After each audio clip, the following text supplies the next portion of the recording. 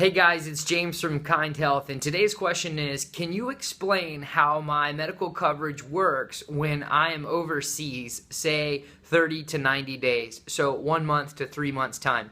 It's a great question, it's a very unique question, and I'm going to break it in two parts. First, I want to answer how you get coverage while you're abroad, and then secondly, I want to explain what happens with your existing coverage at home while you're abroad as well. So I'll tackle both fronts. First off, when traveling abroad for a trip like this for 30 to 90 days, you're going to want to look into single trip medical coverage. Google that or search that and look for single trip medical coverage, because this will get you coverage and they'll have summaries and reports just like a full major medical plan would look like at home. The price can vary based on how much you pay, how much coverage you're actually looking for, and they can include as little as insurance as just covering the cost of your trip all the way up to emergency evacuations. They'll explain whether or not it includes x-rays if there was an emergency, etc. So you can get single trip medical insurance. That's what you'll want to search for, and you'll have a variety of options. There's dozens of companies online that can provide that to you.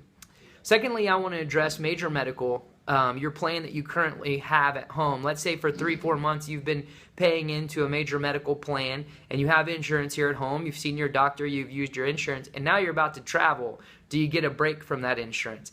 Unfortunately, you do not. You'll have to pay your premiums while you're gone. Now, here's the upside to that. In an emergency situation, you should be covered. Now, this gets tricky, so you want to always clarify before you go on a trip.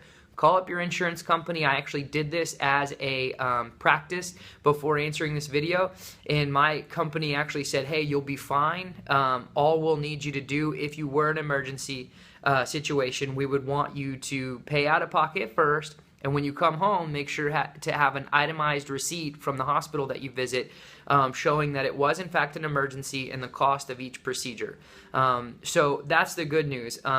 Sort of the downside is that, yes, if you're not here and you're not actively using it as far as copays is concerned, you're still required to pay those monthly premiums for your insurance, because insurance companies basically have to protect themselves against what's called adverse selection. So, and that means someone just signing up for insurance right when they get sick. So because we have open enrollment and that 90-day window in which we can sign up for major medical health plans, you can't just turn your health insurance on and off because you're traveling for 30 to 90 days. So you still are required to pay your premiums to keep your major medical plan active. And of course, when you do travel and you want specific coverage beyond emergency situations, you'll want to look into single trip medical insurance. I hope that's been helpful. If you get more questions, feel free to reach out on Twitter. It's @KindCares. Or, of course, just email us or stay tuned to this YouTube channel, and we'll continue to update it as the questions and answers come in.